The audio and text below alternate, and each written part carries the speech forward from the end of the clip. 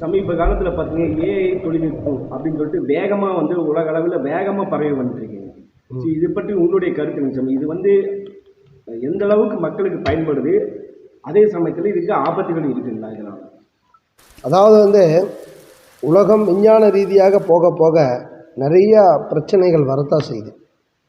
அதில் ஏஐ என்கின்ற இந்த ஆர்டிஃபிஷியல் இன்டெலிஜென்ஸ் அப்படிங்கிற இந்த தொழில்நுட்பமானது மிகவும் மோசமான சூழ்நிலையில் வந்துட்டு இருக்குது. ஏஐ இந்த உலகத்துக்கு ஒரு ஆபத்தான விஷயத்தை கொண்டு வரப்போகுது. நான் சொல்கிறது உண்மையை கேட்டுங்க. ஏஐ தொழில்நுட்பத்தினால பல குடும்பத்திற்குள் பல குழப்பங்களை விடுவிக்க போகுது, பலருடைய வாழ்க்கையை பிரச்சனையாக்க போகுது.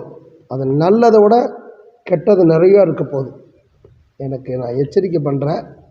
ஏன்னா இன்றைக்கி சமீபத்தில் ஒரு வீடியோ பார்த்தேன். எனக்கு தெரிஞ்ச ஒரு பையன் பக்கத்து வீட்டு ஒரு அம்மாவோட வீடியோவை ஜாயிண்ட் பண்ணி அந்த வீடியோவில் கட்டி பிடிச்சி முத்தம் கொடுக்குற மாதிரி பண்ணி வச்ச வீடியோவை நான் ஃபேஸ்புக்கில் பார்த்தேன். எனக்கு ரொம்ப அதிர்ச்சி. அந்த வீடியோ பார்த்தா நேச்சுரலாக இருக்குது. ஏஐ தொழில்நுட்பம்னு சொல்கிற மாதிரி இல்லை. ஆர்டிஃபிஷியல் இன்டெலிஜென்ஸில் வந்து இந்தளவுக்கு மோசமாக ஆகிப்போச்சு. அதாவது வந்து இன்றைக்கி அந்த ஆப் இப்போ பூரா ஏஐ கிரியேட்டர்னு சொல்லிட்டு இப்போ ஆப் ஃபுல்லாக அவட்டுக்கு எல்லாருமே பண்ணுறாங்க. அப்போ என்ன நடக்கும்? பையன் வந்து பக்கத்து வீட்டு பொண்ணு மேலே அப்படியே அவர் ஃபோட்டோ எடுத்து அவர் ஃபோட்டோ வச்சு இந்த மாதிரி பண்ணலாம், கட்டி பிடிச்ச மாதிரி மொத்தம் கொடுக்குற மாதிரி வீடியோ எடுக்கலாம். இதுக்கும் அன்வால்மெண்ட்டாக போய் பாலியல் உறவுகள் பண்ணுற மாதிரி எல்லாம் வீடியோ வந்துடும். அப்போ இதை பார்க்குற அம்மா அப்பா, அறியாமல் இருக்கிற அம்மா அப்பா என்ன நினைப்பாங்க? இதே கிராமத்தில் இருக்கிற அம்மா அப்பா என்ன நினைப்பாங்க? இந்த மாதிரி வீடியோக்கள் பரவச்சுன்னா, ஏஐ வீடியோக்கள் பரவச்சுன்னா என்ன ஆகும்? அதை பார்க்குறவங்க வந்து நிறைய நண்பர்களில் ஏஐ வீடியோன்னு சொல்ல மாட்டாங்க.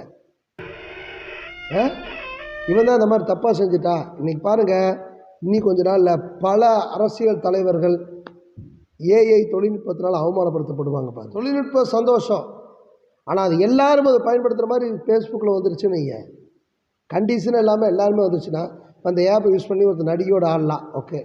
ஆனால் இப்போ நிறையா நடிகைகளுடைய முகத்தை வெட்டி இந்த முகத்தை போட்டுறாங்க. அதே மாதிரி நம்ம குடும்ப பொம்பளைகளோட முகத்தையும் போட்டால் எல்லாருமே ஃபேஸ்புக்கில் ஆர்வ குழலில் போட்டால் போடுறாங்க. அவங்க முகத்தை போட்டாங்கன்னா அசிங்கமான வீடியோ வெளியே வருமல்ல. அப்போ அதை பார்த்து நிறைய பெண்கள் தற்கொலைக்கு போவாங்கல்ல. நிறையா குடும்பத்தை இனிமேல் தற்கொலைக்கு கொண்டு வரக்கூடிய பெரும் பிரச்சனையே ஏஐ தொழில்நுட்பம் தரப்போகுது.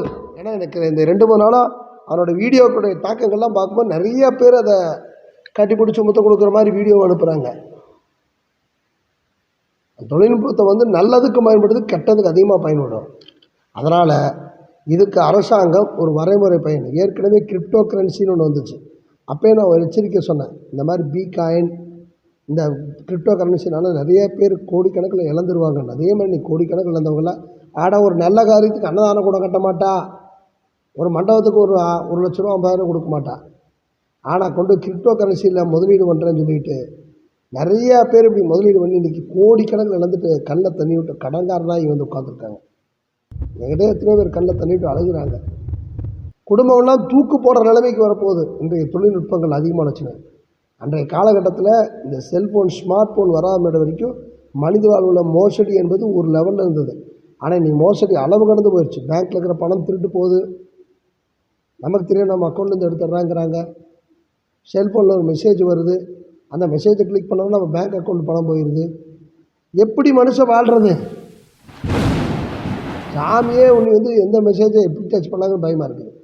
யாராச்சும் பணம் வந்தாங்கன்னா கூட அந்த பணத்தை நம்ம ரிசீவ் பண்ணோம்னா கூட ஜிபே நமக்கு யாராச்சும் ஒரு 5,000 10,000 போட்டாங்கன்னா அந்த பணம் ஒரு மணி ஃப்ராட் பண்ணி சொல்லிவிட்டால் உடனே நம்ம மேலே ரிசீவ் பண்ணுறதுனா பேங்க் அக்கௌண்ட்டு க்ளோஸ் பண்ணுறாங்க. இப்படி ஏஐ தொழில்நுட்பத்தினால பல்வேறு மோசடிகள் நடக்க போகுது. முகம் மாற்றுதல், உன்னோட முகத்தை வெட்டி ஒரு இன்னொருத்தரோட முகத்தோடு வச்சு பல்வேறு தவறுகள் நடக்கும். ஏஐ தொழில்நுட்பம்னே கண்டுபிடிக்க முடியாது, அந்த மாதிரி இருக்கும்.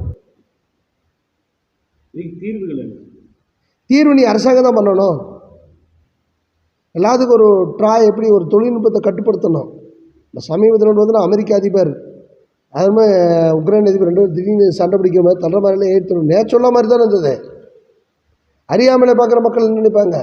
ஏஐ தொழில்நுட்பத்தினால பேசாத பேசுனது போல் வரும், செய்யாத செஞ்சது போல் வரும்.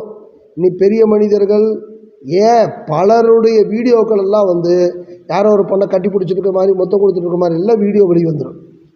இப்போ தமிழ்நாட்டோட சிஎம் உடைய நடனமான மாதிரி கூட வீடியோ வருது.